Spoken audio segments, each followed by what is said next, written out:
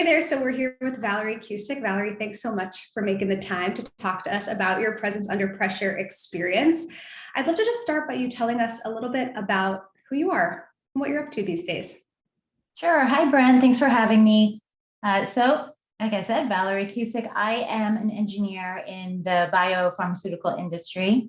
And I've been in that industry for 17 years. And this is, so I come from a STEM field, and this is what I value. And I also work in a company that is about 10,000 people as a whole, but in my department, in my team, it's 100 people or less.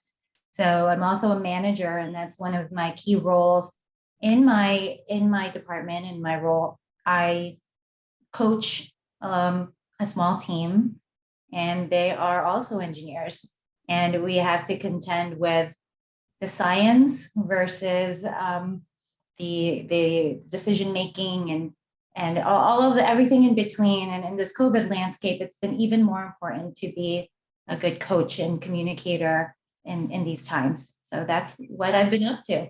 Yes, let's talk more about that. I'd love to take us back in time to before you joined us for Presence Under Pressure. What was going on, either personally or professionally, that got you even interested in a course like this? Well, my story is that, like I said, I've been working in the industry for 17 years. Believe it or not, for a majority of that time, all I've been concerned about was the work and my work product. And the way I defined that work product was the reports that I wrote and the presentations I gave, and it's these deliverables that we've been conditioned to say is this is what you deliver for the company, and this is your worth. And I started rethinking this a lot more in the past few years, because I really thought more about myself. I got a little selfish, a lot selfish, and I needed to be, because I think I started realizing that I don't, if I just sit back and allow work to come to me or opportunities to come to me and I am passive about it, then nothing will happen. I need to be an active participant in my own development. And it starts with me. And what can I learn as a skill? What feedback have I heard from others that I think is actually beneficial to me, not just as an engineer, not just as a worker, but as a person? Like, what do I want to be a better person for? And communications was one big thing. And I mean, I can tell you more later about the value that I got from Presence Under Pressure, but communications is everywhere. And it's not just being in front of an audience, giving a presentation about science. It's also talking to my partner and understanding where my partner might be coming from, and playing, and having more compassion as to the communication there. So a whole load of things that can come from just improving my communication skills. So leading up to the Presence Under Pressure course, my mindset was, I need to think about me, and I need to focus on what skills I really need to develop so that I can improve my career and my relationships in general. And it was about life rather than work. Yeah, absolutely. It's so interesting. A lot of people come into this program with very specific professional goals, like communication goals that are very much steeped in their professional life, but they come out with that personal surprise of how much it translates to just their personal relationships. So I'm so glad you had that experience. I want to go back to something you said about, I had to get specific about the skills that I personally wanted to cultivate. I'm just curious, before you took this course, how would you name some of those skills? Like, what were those skills that you were looking to strengthen? I wanted to not get my nerves and the voice inside my head that is often very wrong, by the way, and very critical and mean. I wanted that to go away. And what I mean by those skills, and especially communications, was a specific feedback that I also get where I rush when I talk. I also feel it inside my bones how nervous I could be when I need to communicate something maybe difficult or more emotionally charged. And I even feel the emotion so much that I start crying or something that really could disrupt or distract away from the message I wanted to give. And that was really what I wanted to develop. That was my goal here. And I wanted to take control of the inner voice and the emotions, not to not display emotion, but really to be able to deliver the message that I wanted to say. Absolutely. And it's interesting, those are such specific individualized skills that you were coming into this program to want to work on. So what hesitations, if any, did you have to working with a small cohort of about 4 other women? What hesitations did you have maybe at first, and how did that work out for you? What benefits, or if there were any challenges that came with that, arose as we went through the program? First, a small cohort of people I didn't know, besides you, Brenne, was a little nerve-wracking for me, mostly because I wasn't sure how safe a space it was going to be, especially when are they going to heckle me? These are the words, right? These are the things I was thinking about. And how safe and how real can I actually be in this small cohort? And boy, has that, proven itself to be a very beneficial thing, because I found it to be a very safe space. I found, by the way, a psychologically safe space is a prerequisite to be able to not only give feedback, but receive feedback in a meaningful way. And so I found it to be a very safe place where I was also getting immediate feedback. And not just from one person, not just from you, Brenne, but from others who are also, I felt, a kinship with, because we were all coming in a somewhat safe, in a safe and around the same place in our lives and what we wanted to improve. So it's been very beneficial, because a small group allows you to get that immediate feedback, to feel safe in your environment, and to just be you. I felt like myself.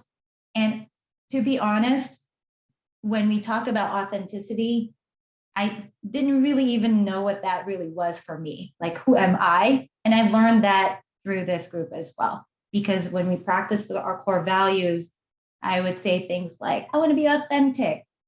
And what does that mean? And I was getting direct feedback, immediate feedback from the people in the group saying, you sound like you, or sometimes I would even give feedback, you don't sound like yourself, which I thought was interesting, because we really got to know each other in that way, where I could actually tell somebody, that doesn't seem like you. You seem more like, a happier, positive. Are you okay? So I thought it was really nice to develop those relationships. Yeah, that's beautiful. You're highlighting 2 really important aspects of the course. One, which is not just professing that we want to be more authentic or more confident or more credible, whatever the thing is that we're going for. Not that just we want to be those things more in our communication skills and talking about it, but actually operationalizing it.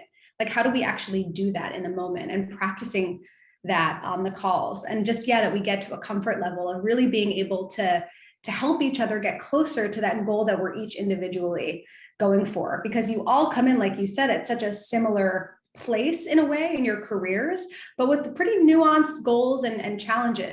And so the longer we spend time with each other, the more we get to know, oh, this is important to Valerie, so let me make sure I give her this feedback, because I know that's going to be in service of her goals. It's so helpful. So just to wrap this up, I'm curious, if someone's watching this who's maybe on the fence, considering signing up for Presence Under Pressure, maybe has some hesitations around, the format, what they'll really get out of it.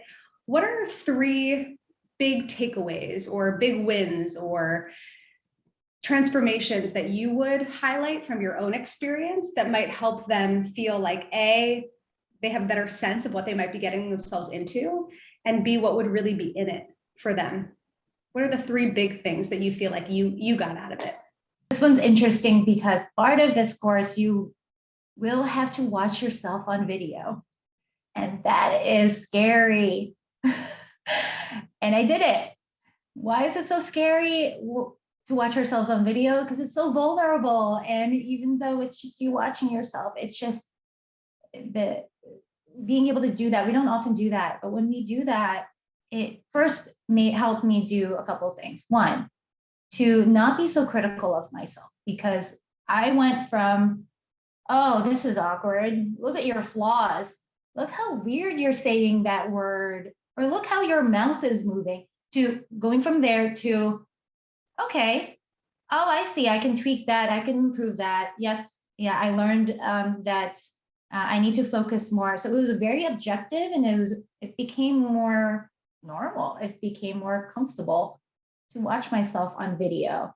And if we can do it for ourselves, just like sports teams, like football teams and baseball teams, they watch themselves on video all the time. Why can't we do that for ourselves to improve our communications?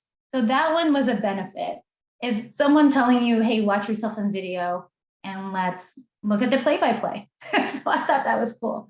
I would say second would be the values that I was able to cultivate and really stop and reflect on through this.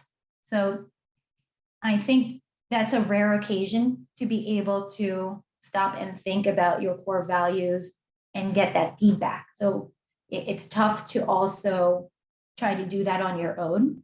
I think it helps to have coaching in a group to give you that feedback in the course. So your values may be tested. You can think about really what is important to you. So this is authenticity at its core. I think it's being able to say, what is really important to you and what role do you want to play in any number of scenarios where you have to communicate what you need and what you want. So that's the second. And the third one's hard because there's so many gems that come up for me that are like sayings, like boundaries. This is okay. This is not okay. I use that now everywhere. I think about, I'm not here to be right. I'm here to get it right. So there's a lot of gems that are coming up for me that when I say gems, it's like mantras that keep popping up in every situation where I'm like, oh, this is a boundary setting situation. This is not okay. This is okay. Oh, Valerie, give your bottom line up front. Say it ahead. So there were a lot of little tips, not little in the sense that they were not impactful, but little as in short, to the point, but very impactful. I really took up these little like mantras, mottos, gems that I take with me now wherever I go. And it has improved, like we talked earlier, my ability to communicate, not just at work in many settings, but also in my writing, my email communications, as well as my communications with my partner. My personal relationships have improved just because of thinking about these things. What role do you want to play? Start with the bottom line up front. Set your boundaries. You're here to get it right. You're here to improve, not prove. So there were a lot of things. It did change my inner voice that, like I said before, was very critical of myself. Yeah, I love bringing it full circle. That's what you came in to work on. And that is clearly what we've come away with, just nuggets of wisdom and just concrete tools that you can pull on in any situation to just help you be that much more effective. Well, it's been a total blast getting to support you through this presence under pressure experience. I see so much growth in you already, and we look forward to continuing to support you in any way we can. Thanks so much for taking this time. Thank you, Brenne. I just want to thank you again for being a very credible leader and just putting trust in me and giving me feedback, just making it a safe place to be during this time. Thank you. My pleasure.